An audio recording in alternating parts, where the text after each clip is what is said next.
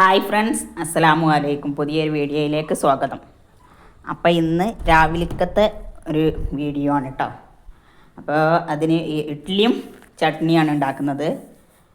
അപ്പോൾ അതിന് വേണ്ടി ഇഡ്ഡലിക്ക് വേണ്ടിയിട്ട് അരി തലേന്നാൽ തന്നെ കുതിർത്ത് വെക്കണം. പച്ചരിയും പിന്നെ ഉലുവയും കൂടി വെള്ളത്തിലിട്ടിട്ട് ഉഴുന്നും വെള്ളത്തിലിട്ടിട്ട് കുതിർത്ത് വെക്കണം. എന്നതിന് ശേഷം ഇത് മൂന്നും കൂടി ചേർത്തിട്ട് ഒന്ന് അരച്ചെടുക്കണം. ഇപ്പോൾ നന്നായിട്ട് അരച്ചെടുത്തിട്ടുണ്ട്. അതിന് ശേഷം പിറ്റത്തെ ദിവസം രാവിലെ അടുക്കളയ്ക്ക് ചെന്നപ്പോൾ ഇതാട്ടാ നന്നായിട്ട് പൊന്തി വന്നിട്ടുണ്ട്. നമ്മൾ അരച്ച് വെച്ച മാവ് നന്നായിട്ടും പൊന്തി വന്നിട്ടുണ്ട്. അതിനുശേഷം ഇതുപോലെ ഇഡ്ഡലി ചെമ്പ് അടുപ്പത്ത് വെച്ച് അതിലേക്ക് വെള്ളം ഒഴിച്ച് കൊടുത്തതിൻ്റെ ശേഷം അതിൽ ആ ഇഡ്ഡലിയുടെ തട്ടിൽ ആയിട്ട് ഇങ്ങനെ ഒഴിച്ച് ഇതുപോലെ ആക്കിയെടുക്കണം കേട്ടോ. അപ്പോൾ പെട്ടെന്ന് തന്നെ വെന്ത് റെഡിയായി കിട്ടും. അധികം ബുദ്ധിമുട്ടൊന്നും ഇല്ലാത്തൊരു പണിയാണത്. പെട്ടെന്ന് തന്നെ ശരിയാക്കി എടുക്കാം. അപ്പോൾ അത് ആദ്യത്തെ എടുത്ത് രണ്ടാമത് വീണ്ടും ഒഴിച്ച് വെച്ചിട്ടുണ്ട്. അതിനുശേഷം ഞാനൊരു ചട്നി ഉണ്ടാക്കാൻ വിചാരിച്ച് അതിന് വേണ്ടിയിട്ട് ഒരു മിക്സിയുടെ ജാർ എടുത്ത് അതിലേക്ക് ഉണക്കമുളക് ഇട്ട് കൊടുക്കുക. മുളകൊക്കെ നമ്മളുടെ എരിവിൻ്റെ ആവശ്യത്തിന് എടുക്കാം കേട്ടോ. അതുപോലെ സവാള വെട്ടിയിട്ട് അത് ഇട്ട് കൊടുക്കുക.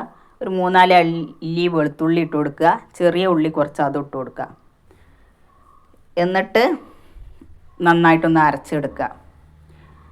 അതിനുശേഷം ഒരു ചട്ടി അടുപ്പത്ത് വെച്ച് ചൂടായി അതിലേക്ക് വെളിച്ചെണ്ണ ഒഴിക്കുക.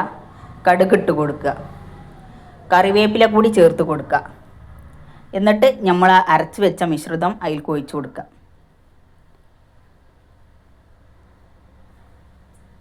എന്നിട്ട് കുറച്ച് സമയം മാത്രം ഒന്ന് വേവിച്ചെടുത്താൽ മതി. കശ്മീരി മുളക് പൊടി ഉണ്ടെങ്കിൽ കുറച്ച് കളറിന് വേണ്ടിയിട്ട് ചേർത്ത് കൊടുക്കുക കേട്ടോ. ഞാനെന്തായാലും ഇവിടെ ചേർത്തിട്ടുണ്ട്.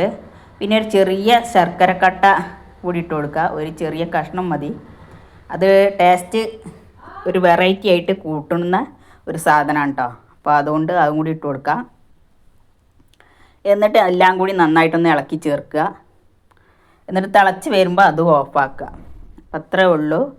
നല്ല സിമ്പിളായിട്ട് തയ്യാറെടുക്കാൻ പറ്റുന്ന ഒരു ചട്നിയാണ്.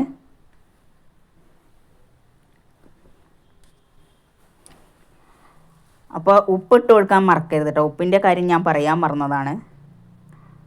ഉപ്പ് പാകത്തിന് ഇട്ട് കൊടുക്കുക. അവരവരുടെ ആവശ്യത്തിനനുസരിച്ചിട്ടുള്ള ഉപ്പ് ഇട്ട് കൊടുക്കുക. പിന്നെ അതിൻ്റെ ശേഷം ഞാൻ ഇഡ്ഡലിയും ചട്നിയും ചായയും കൂടി കുടിച്ചിട്ടുണ്ടായിരുന്നു. അപ്പോൾ ഇന്നത്തെ വീഡിയോ എത്രയേ ഉള്ളൂ. ഇഷ്ടപ്പെട്ടാൽ ലൈക്ക് ചെയ്യുക, ഷെയർ ചെയ്യുക, സബ്സ്ക്രൈബ് ചെയ്യുക, കമൻറ്റ് ചെയ്യുക. Thank you. എല്ലാവരും സപ്പോർട്ട് ചെയ്യുക.